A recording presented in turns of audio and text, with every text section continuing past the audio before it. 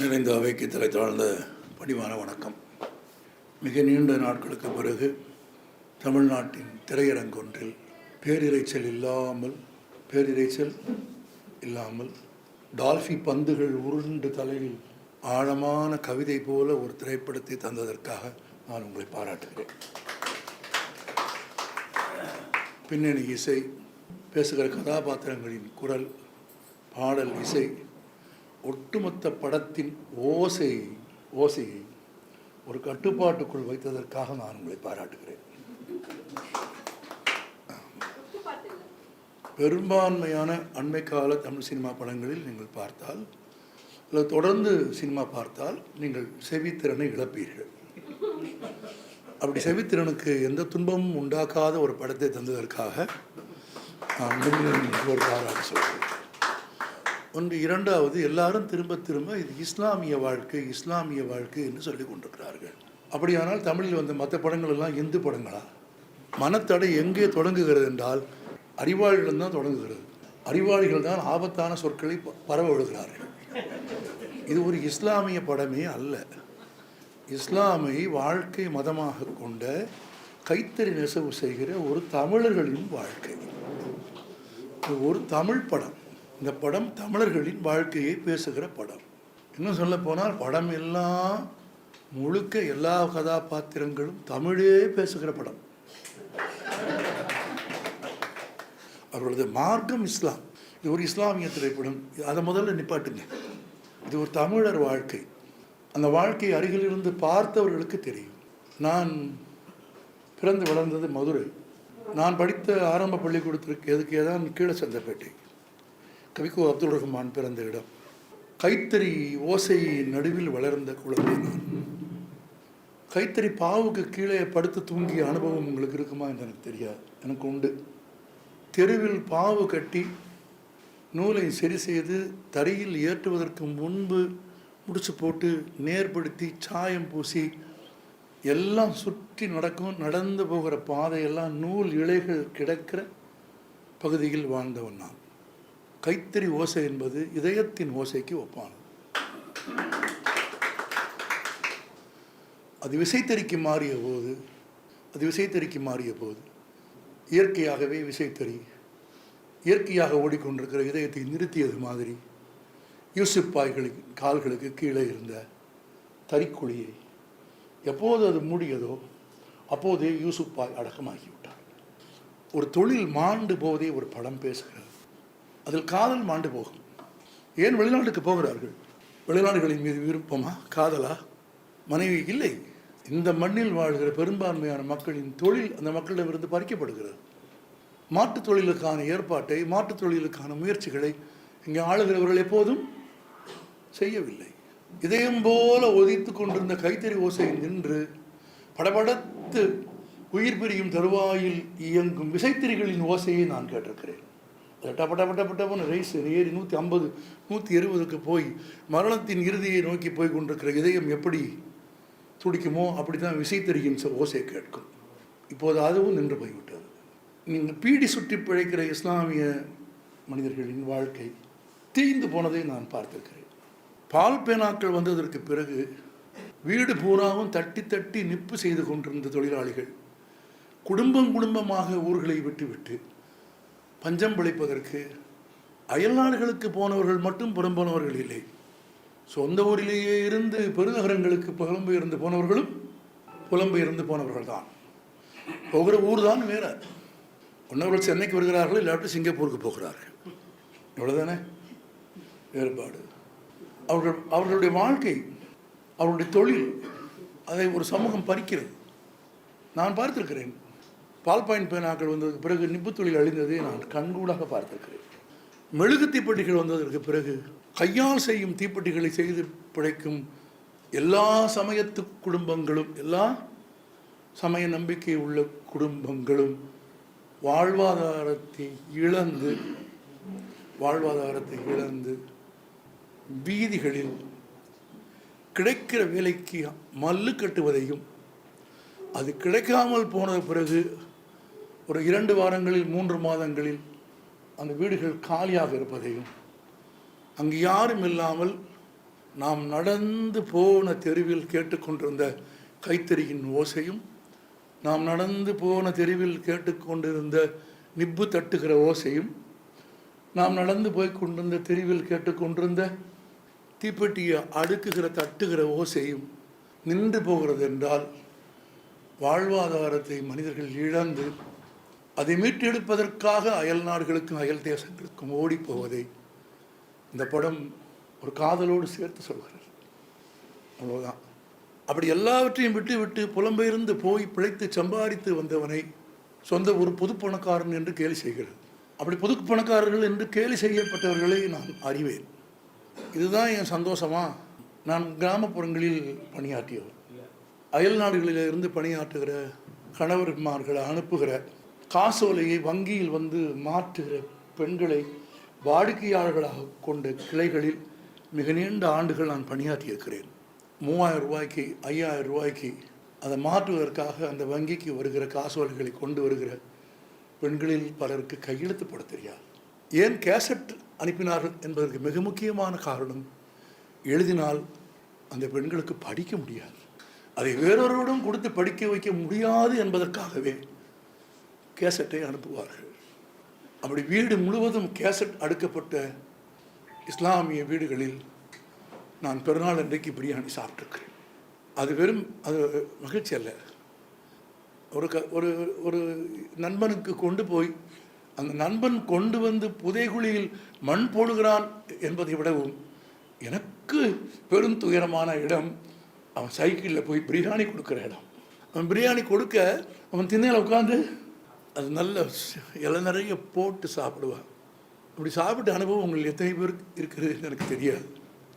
நான் இதே சென்னையில் நான் சாட்சி வைத்திருக்கிறேன். சாலிகிராமத்தில் முகமது ஷெரீஃப் என்ற ஒரு ஆட்டோக்காரர் இருக்கிறார். 4 நாட்களுக்கு முன்பு கூட நான் அவரை சந்தித்தேன். பெருநாளில் 30 நாளும் 6 மணிக்கு பள்ளிவாசலில் தொழுகை முடிந்த உடனேயே நோன்பு கஞ்சி எடுத்துக்கொண்டு என் வீட்டிற்கு வருகிற ஒரு ஷெரீஃப் இன்றைக்கும் உயிரோடு இருக்கிறார். அந்த நோன்பு கட்சியிலும் பிரியாணியிலும் மண்ணள்ளி போடுகிற ஆட்கள் அதிகாரத்துக்கு வந்துவிட்ட ஒரு சமூகத்தில், உண்மைதான், அந்த நோன்பு கஞ்சியிலும் அந்த பிரியாணியிலும் மண்ணள்ளி போடுவதற்கான ஆட்கள் அதிகாரத்துக்கு மேலும் கீழும் வந்துவிட்ட ஒரு வாழ்க்கை சூழலில் அந்த நட்பை உயிர்ப்பை பேசியதற்காக நான் மீரா கதிரவனை பாராட்டுகிறேன். இது இஸ்லாமியர்களின் இஸ்லாத்தை வாழ்க்கை முறையாக அல்ல, மதமாக, வாழ்க்கை முறையாக, மார்க்கமாக கொண்ட தமிழர்களின் திரைப்படம் இது. It is not a Muslim film, it is a Tamil film. அப்படி தான் எனக்கு இது பட்டுச்சு. அதுவும் கடையநல்லூர் நான் போய் பார்த்து தறிகளின் ஓசையை கேட்டவன். எனக்கு இன்னும் பென்சி எந்த ஊர்? கடையநல்லூர். அந்த ஊர்லேயே வாழ்ந்த அண்மையில் மடிந்து போன பென்சி எனக்கு நெருக்கமான நண்பர். நான் போயிருக்கிறேன், இந்த வாழ்க்கை முறையை பார்த்துருக்கிறேன். நான் யாரோ சொன்னாங்க, எல்லா ஊர் முஸ்லீம் வாழ்க்கையும் ஒன்றும் இல்லை, கிழக்கிற முஸ்லீம் வாழ்க்கை வேறு. தீபா சொன்னாங்கன்னு நினைக்கிறேன். காயல்பட்டினம் முஸ்லீம்கள் வாழ்க்கை வேறு. அந்த வாழ்க்கை முறை வேறாக மாறுவதற்கு பல காரணங்கள் உண்டு. வரலாற்று ரீதியான காரணம் என்றால், அவர்கள் எப்போது இஸ்லாம் ஆனார்கள் என்பதிலிருந்து அது நடக்கும். மிக நுட்பமாக அவர்கள் இன்றைக்கும் சொன்னார்கள். அந்த பள்ளிவாசல் பாண்டியர் கால கட்டுமானத்தோடு கூடியதை நீங்கள் பார்த்தால் தெரியும். இஸ்லாம் கேரளாவிற்கு வந்த புதிதில் கேரள கடற்கரையில் இருக்கிற பள்ளிவாசல்களை பார்த்தீர்களானால் கேரள வீடுகளைப் போலத்தான் பள்ளிவாசல்கள் இன்றைக்கும் கட்டமைக்கப்பட்டிருக்கும்.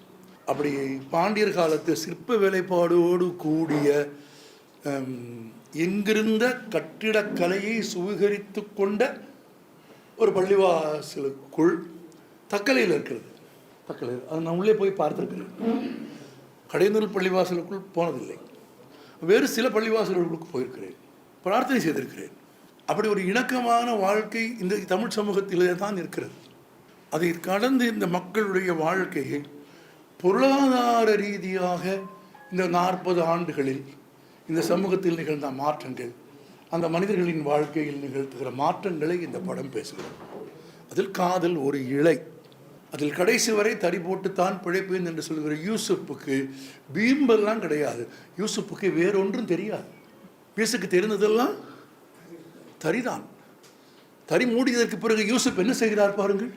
படம்பூராவிலும் சும்மா உட்கார்ந்திருக்கிறார். நல்ல வேளை சாகும்போது தொழுகை செய்கிறார். தொழுகையில் உயிர் பெறுகிற காட்சி மகத்தான காட்சி.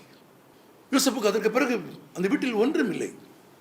அந்த வீட்டில் ஒன்றுமில்லை என்பதை இன்னொரு காட்சியில் சொல்லியிருப்பார். வெளிநாட்டுக்கு போய் சம்பாதித்த தம்பியின் மனைவியின் கையில் வீட்டின் அதிகாரம் போய்விட்டதன் அடையாளமாக வீட்டின் கீழ்த்தரத்தில் ஒரு சிறிய ஒடுக்கமான இடத்தில் யூசுப் அமர்ந்திருக்க, வெளியிலிருந்து பார்த்தால் முதல் மாடியில் இருக்கிற பால்கனியில் சேச்சி நிற்கிற ஒரு காட்சி.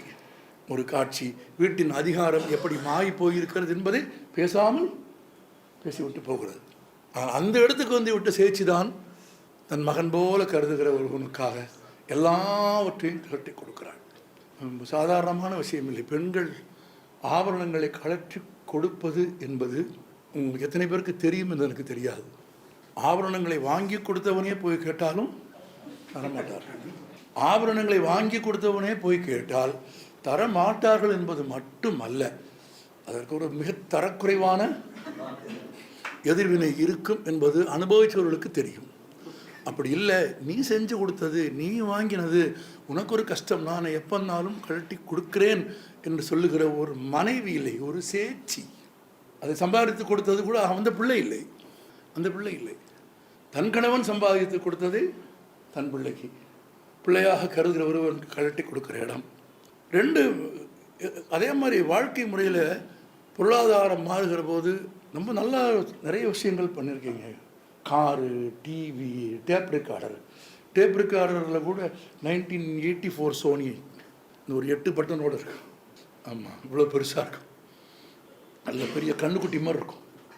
அப்புறம் அதுவே சின்னதாகுது, அப்புறம் சிறுசாகுது. இந்த கேசட்டுகள், டிடிகே கேசட்டுகள், கணவர்கள் விரும்ப வந்ததற்கு பிறகு அதை அழிச்சிட்டு அது ரொம்ப குறைந்த விலைக்கு விற்கிற போது, அப்படி குறைந்த விலைக்கு அந்த விலைக்கு கேசட்டுகளை விலைக்கு வாங்கி நான் பேசியதை பதிவு செய்து விற்று பிழைத்தவன் நான். எனக்கு அந்த கேசட்டுகளில் எவ்வளவு கண்ணீர் இருந்தது என்று எனக்கு தெரியும். முகம் பார்த்து பேசுகிற தொழில்நுட்பம் வந்துவிட்ட காலத்திலும் கூட எனக்கு ஒரு சின்ன அச்சம் இருந்தது. அந்த கபிரிஸ்தானில் சித்தப்பா கூப்பிடுகிற போது, எங்கே இப்போது மீடியாக்கள் எழுவு வீட்டில் பந்தி வைக்கிற கீழ்த்தரம் போல ஒன்று நடந்து விடுமோ என்று அஞ்சினேன். இல்லை, வீட்டில் மூடிய முகத்தோடு யூசுப் விடை பெற்றதும் அலைபேசியில் அப்படியே அமர்த்திட்டு எதையும் காட்டாமல் நான் பார்க்க முடியலையே என்கிற அந்த சகோதரனின் துயர குரலோடும் அந்த படத்தை முடித்ததில் உங்கள் மேன்மை தெரியும். இன்னொரு சகோதரம், அவன் அவளைத்தான் பார்க்க போனான் என்று ஊருக்கே தெரியும். அது 2 பேர் சொல்கிறான், குமர் இருக்க வீட்டுக்கு எதுக்கு போனான் அப்படின்னா எல்லாருக்கும் தெரியும். இதெல்லாம் ஆச்சரியம் பாருங்கள். இதில் ஒன்றும் ஆணவமோ மாற்று சாதியோ மாற்று மதமோ கூட கிடையாது. ஒரே மதம், ஒரே ஊர், ஒரே வாழ்க்கை முறை, ஒரே அல்லாஹ், ஒரே குல்லா. ஆனால் காதலை சமூகம் ஏற்றுக்கொள்ளவில்லை. அப்போ அது எப்படி? அது வெளியே கூட சொல்ல முடியல. அது வெளியே சொன்னால் அவளுக்கு மான பங்கம் நேரும் என்பதற்காக ஒரு திருட்டு குற்றத்தை ஒருவன் ஒப்புக்கொள்கிற இடம் இருக்கு பாருங்க. நான் வாழ்த்துக்கிறேன். ஒரு காதலன் காதலிக்கு அல்லது ஒரு ஆண் ஒரு பெண்ணுக்கு தருகிற மிக உயர்ந்த பரிசு அவளது மாண்பை காப்பாற்றுவது. நகை, வீடு, பணம், துணி, உடல் மனம் ரீதியான சந்தோஷங்கள், கொண்டாட்டங்கள், சினிமா, இதெல்லாம் கிடையாது. ஆமாம், ரெஸ்பெக்ட், அவருடைய மாண்பை காப்பாற்றுவது. அந்த மாண்பை காப்பாற்றுவதற்காக என்ன நடக்கும் என்று தெரிந்தும் ஒரு பெரிய வழி, வெறும் காயத்தோடு நிற்க போவதில்லை. ஆனால் அந்த ஊர் அவனை திருடனாக பார்க்கவில்லை. ஏனென்றால் அவன் திருடன் இல்லை என்று ஊருக்கு தெரியும். ஆனாலும் தண்டனை தொடங்குகிற போது தன் மகன் காட்டி கொடுக்கவில்லை அந்த பெண்ணை என்று தெரிந்து மௌனமாக நடந்து போகிற யூசுப் மனதில் நிற்கிறார். நீங்கள் வாழ்ந்திருக்கிறீர்கள் சார். ஆமாம், நான் சினிமாக்காரனாக பாரதி ராஜாவிடத்தில் இணை இயக்குநராக பணியாற்றினேன். நான் ஒரு 8 ஆவணப்படங்கள் இயக்கினேன். வணிக ரீதியாக வெற்றி பெறாத ஒரு நல்ல படத்தை எடுத்தேன். எனக்கு தெரியும், ஒரு இயக்குனருக்குள் எல்லா டெக்னீஷியனும் இருப்பாங்க. அது நல்ல டைரக்டர். ஒரு டைரக்டர் அப்படின்னா அவருக்குள்ளே கேமராமேன் இருப்பான், அவருக்குள்ளே லைட்மேன் இருப்பான், அவருக்குள்ளே ப்ரொடக்ஷன் பாய் இருப்பான், அவருக்குள்ளே ஆர்டிஸ்ட் இருப்பான், அவருக்குள்ளே எல்லாமே இருப்பாங்க. எல்லாம் இருக்கவே மாட்டாங்க.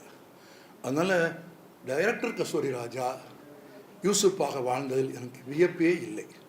எனக்கு எது வியப்புன்னா, மீரா அவரை கண்டுபிடித்தது தான் வியப்பு. அந்த சேர்க்கை தான் அவ்வளவு ஜென்டில் மூமெண்ட்டு.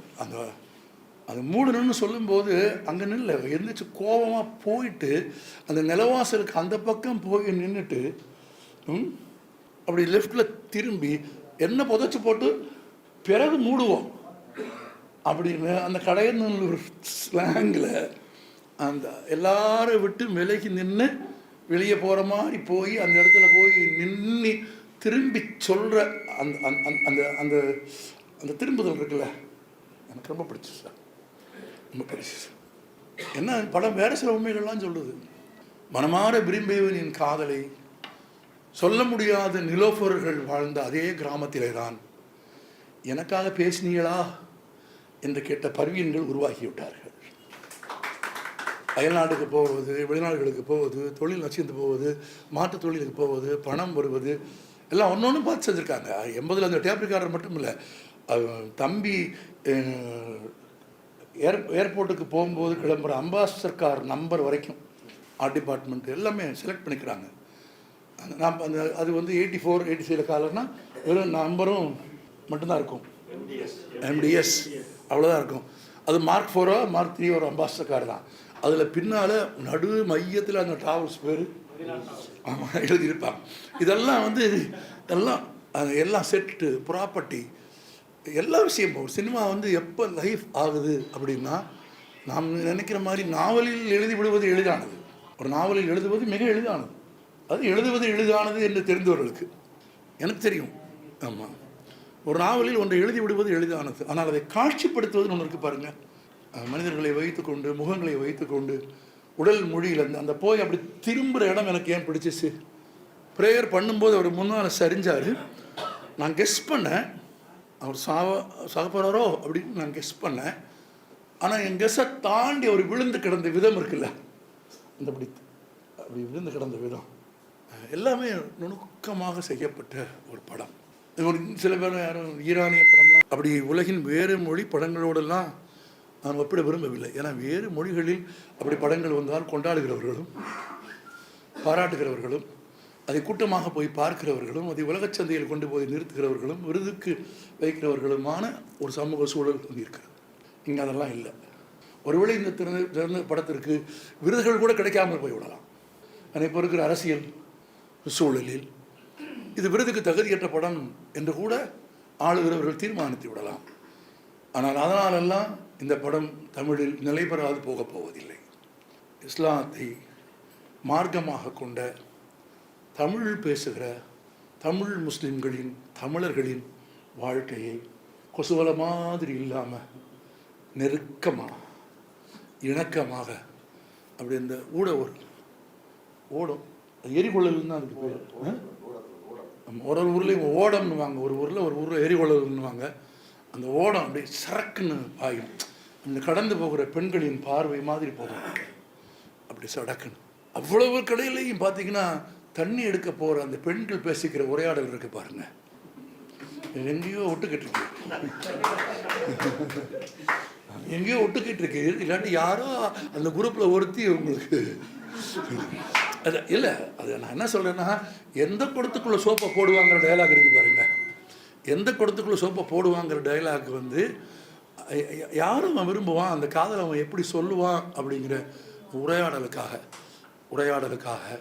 ஒளிப்பதிவுக்காக ஒரு தமிழ் வாழ்க்கையை செம்மையுறச் சொன்னதற்காக எப்படியெல்லாம் தொழில்கள் நசிந்ததன் விளைவாக எங்கள் மக்கள் புலம்பெயர்ந்த நாடுகளுக்கு போனார்கள். அவர்களுக்கு பொருள் வந்தது, பணம் வந்தது, ஆனால் அவர்கள் எவற்றையெல்லாம் இழந்தார்கள். கடைசியாக நிலோஃபர் கூட அவங்க வெளிநாட்டில் இருக்காங்க, ஆனால் நாம் கூட இல்லை.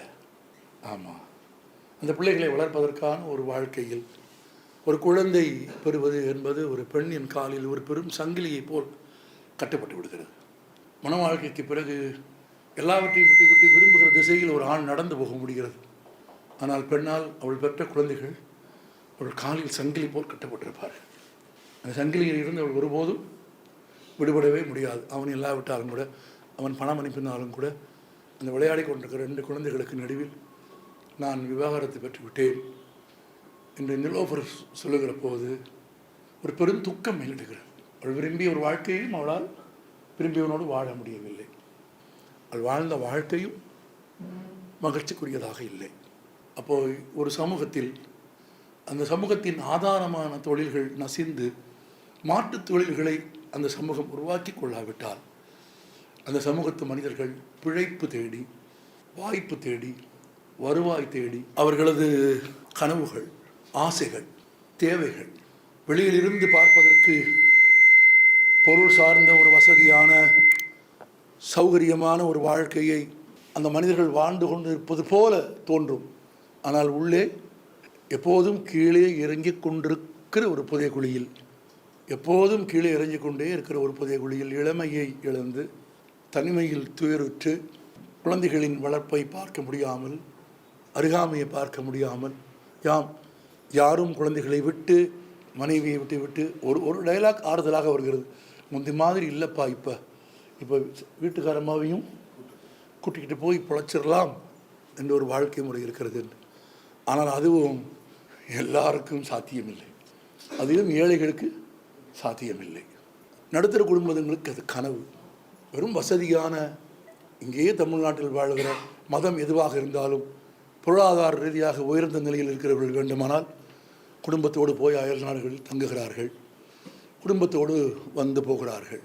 ஆனால் நண்பனின் மரணத்தை, உறவினர்களின் மரணத்தை, வெறும் துயரங்களை மட்டுமல்ல, ஊர் திருவிழாவை, திருமணங்களை, குழந்தை பிறப்பை, காது குத்தை என்று எல்லாவற்றையும் இழந்து வாழும் அயலக வாழ்க்கை, புலம்பெயர்ந்த வாழ்க்கையின் துன்பத்தை ஒரு 44 ஆண்டு காலம் இல்லையா, 80 தொடங்கி 2024 வரை 44 ஆண்டு கால வாழ்க்கையை ஒரு 2.25 மணி நேரத்திற்குள் நேர்த்தியாக, உணர்வுபூர்வமாக, பேசாமலேயே இளைய மகன் ஊருக்கு போகிற போது அந்த அம்மா நின்று வாழ்த்திட்டு அப்படி சுடக்கு போடுகிற ஒரு காட்சி இருக்கு.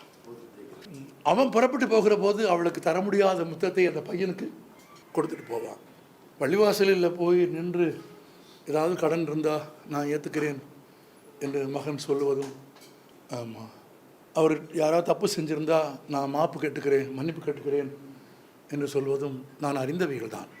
ஆனால் அது முதல் முறையாக அந்த வாழ்க்கையை அறியாத, அந்த வாழ்க்கையை பார்த்திராத, அது மூடுதிரையாக இருக்கிறதோ என்று நம்புகிற பெரும்பான்மையான தமிழ் மக்களுக்கு அதை நீங்கள் காட்சிப்படுத்தியிருக்கிறீர்கள். என்றால் தான் மரணமடைவதற்கு சில நாட்களுக்கு முன்பு பள்ளிவாசலுக்கு வந்த நபிகள் நாயகம் ஸல்லல்லாஹு அலைஹி வஸல்லம் அவர்கள் தான் ஒருவரிடம் வாங்கி இருந்த கடன் ஏதாவது இருக்கிறதா என்று எல்லோரிடத்திலும் கேட்கிறார். அப்போ ஒருவர் சொல்கிறார், நீங்கள் ஒரு முறை இன்னொருவருக்கு உதவுவதற்காக என்னிடத்தில் பணம் பெற்றீர்கள், அது பாக்கி இருக்கிறது என்று. அதை வாங்கி கொடுத்து விட்டு நபிகள் நாயகம் ஸல்லல்லாஹு அலைஹி வஸல்லம் சொல்வதாக ஒரு வசனம் இருக்கிறது, நான் செய்த தவறுகளுக்கான மன்னிப்பை இங்கேயே கேட்டு விடுகிறேன், தர வேண்டிய எல்லா கடன்களையும் இங்கேயே தீர்த்து விடுகிறேன், இங்கேயே எல்லாவற்றையும் சரி செய்யாமல் மேலுலகத்தில் போல் இறைவனின் முன்பு நான் குற்றம் செய்வதாக நிற்க விரும்பவில்லை என்று சொல்வார்கள். அந்த மார்க்கத்தை நம்புகிறவர்கள் நீங்கள், அந்த மார்க்கத்தை ஒட்டி வாழ்கிறவர்கள் நீங்கள். இந்த படத்தை உருவாக்குகிற போது உங்களுக்கு என்னென்ன பிரச்சனைகள் எல்லாம் இருந்திருக்கும் என்று எனக்கு தெரியும். ஏனென்றால் இந்த வாழ்க்கையை பேசுகிறவர்களே இந்த மதத்திற்கு சாராதவர்கள் ஏற்றுக்கொள்வதை காட்டிலும் இந்த மதத்திற்குள்ளேயே இருக்கிறவர்கள் அவருக்கு புரியும், அல்லது புரிந்தவர்களுக்கு புரியும். இந்த மதத்திற்குள்ளேயே இருக்கிறவர்களில் எத்தனை பேர் இதற்கு எதிராக நின்றிருப்பார்கள் என்று என்னால் ஊகிக்க முடிகிறது. இப்போது கூட நிற்பார்கள். ஆனால் அவர்களை எல்லாம் வீழ்த்தி வென்று ஒரு தமிழ் இஸ்லாமிய உழைக்கும் மக்களின் வாழ்க்கையை ஒரு காவியமாக, ஒரு அழகிய ஓவியமாக தீட்டி தந்ததற்காக உங்கள் நம்பிக்கையின்படி சொல்கிறேன், சுவனத்தில் உங்களுக்கு இடம் இருக்கிறது. மீண்டும் அடுத்த திரைப்படத்தின் வெற்றி விழாவில் சந்திப்போம் இன்ஷா அல்லாஹ். இன்ஷா அல்லாஹ். இந்த வீடியோ உங்களுக்கு பிடிச்சிருந்தா லைக் பண்ணுங்க, ஷேர் பண்ணுங்க, கமெண்ட் பண்ணுங்க. மறக்காம OH சினிமா சேனலுக்கு சப்ஸ்கிரைப் பண்ணுங்க.